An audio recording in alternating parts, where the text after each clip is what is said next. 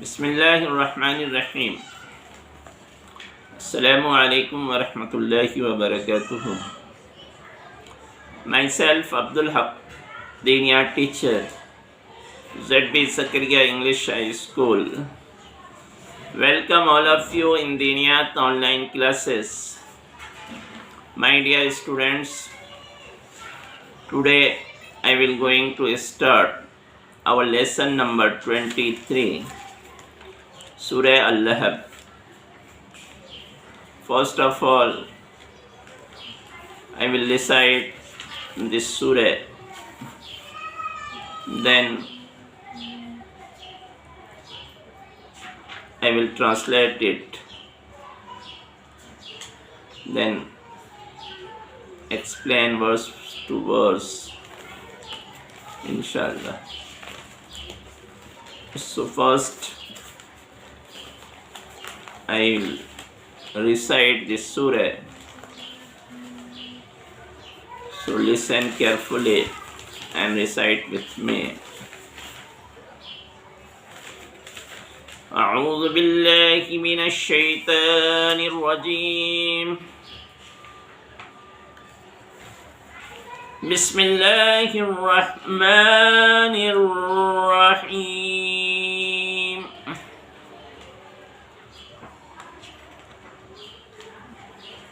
تبت يدا أبي لهب وتب.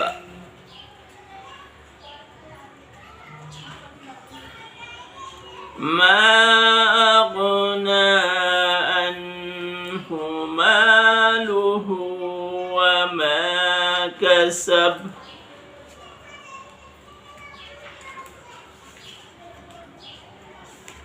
سيصلى نارا ذات لهب.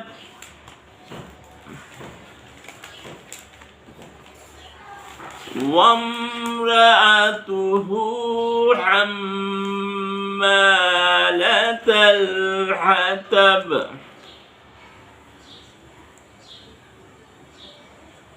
في جيدها حبل من مسد.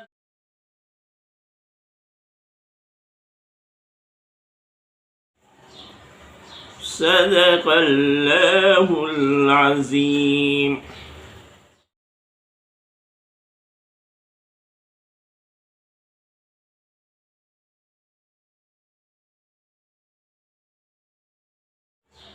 I seek refuge to Allah from Shaitan, the disgraced one. In the name of Allah, most gracious, most merciful. The hands of Abu Lahab perished, and he perished. His wealth did not benefit him, and what he gained, he will soon be burnt in the fire of blazing flames. And his wife, the carrier of firewood, will have around her neck a twisted rope of palm leaf fiber. Allah says the truth. شروع اللہ کے نام سے جو بڑا مہربان اور نہایت رحم فرمانے والا ہے.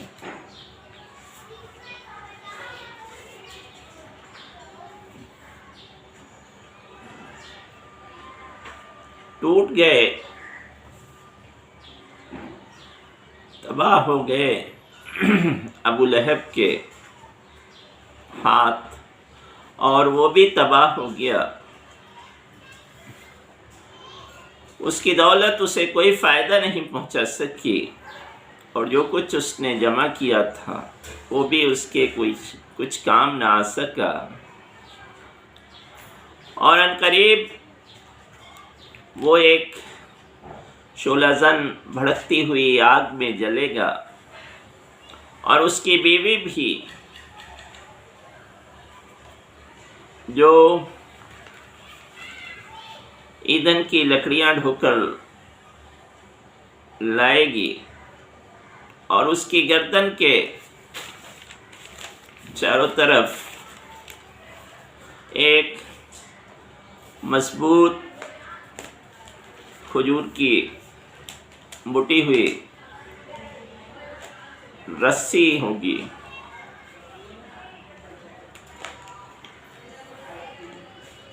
یہ سورہ 30ویں پارے کی ایک چھوٹی سی سورہ اللہب ہے، جس میں اللہ تعالیٰ نے ابو لہب جو کفار مکہ کا سردار تھا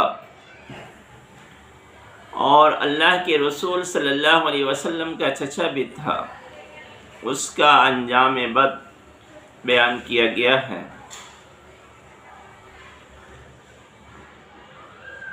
تاکہ اس کی روشنی میں جو لوگ بھی اسلام سے دشمنی رکھتے ہیں، اللہ کے رسول سے دشمنی رکھتے ہیں، وہ اپنا انجام دیکھ لیں کہ اس دشمن اسلام، دشمن رسول صلی اللہ علیہ وسلم کا انجام کیا ہوا، جو خانہ کعبہ کا متولی تھا اور اس کے ساتھ ساتھ اللہ کے رسول صلی اللہ علیہ وسلم کا چچا بھی تھا، لیکن کوئی بھی نسبت اس کے کام نہ آئی اور دنیا میں بھی وہ تباہ ہوا، اور آخرت میں جو انجام ہوگا وہ تو اللہ نے بیان ہی کر دیا. کہا گیا برباد ہو گئے، تباہ ہو گئے ابو لہب کے ہاتھ، اور وہ بھی برباد ہو گیا. یہ اصل میں ابو لہب کی بربادی کا تذکرہ ہے کہ دنیا میں اس کا انجام کیا ہوا، کس طرح وہ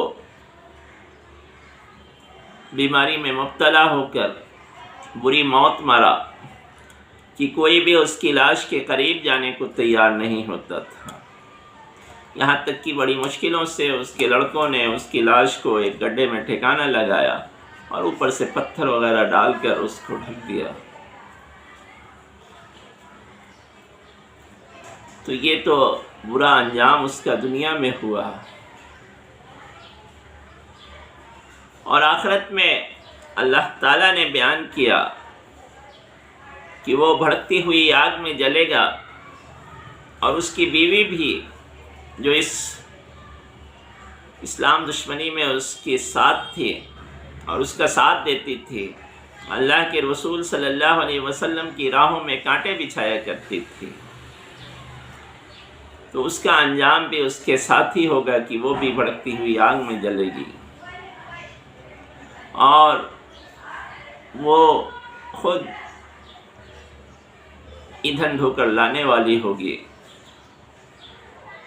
یعنی دنیا میں تو بہت امیر و کبیر بنتی تھی،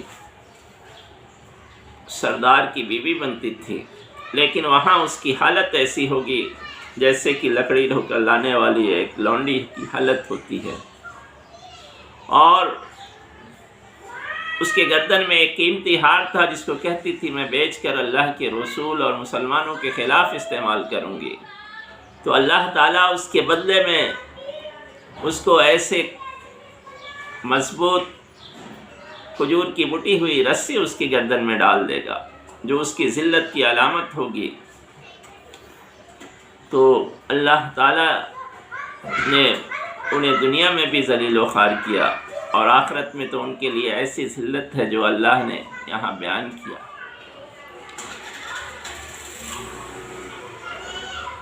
تو اللہ تعالیٰ کسی کا انجام بد اسی وقت بیان کرتا ہے جب اس پر دین کی حجت تمام ہو چکی ہو، دین کو اس تک پوری طرح پہنچایا جا چکا ہو، اور ابو لہب تک تو دین پوری طرح پہنچ چکا تھا، لیکن یہ وہ شخص تھا جو اللہ کے رسول کی دشمنی میں اور اسلام کی دشمنی میں حد سے آگے بڑھا ہوا تھا، تو اللہ نے اس کا انجام بیان کر دیا اور اس کے ساتھ یہ بھی بتا دیا کہ جو لوگ بھی اسلام کی دشمنی میں اس طرح سے آگے جائیں گے ان کا انجام یہی ہوگا۔ اللہ تعالی ہمیں قرآن پاک کو سمجھنے اور اس پر عمل کی توفیق بخشے، آمین۔ Thank you very much.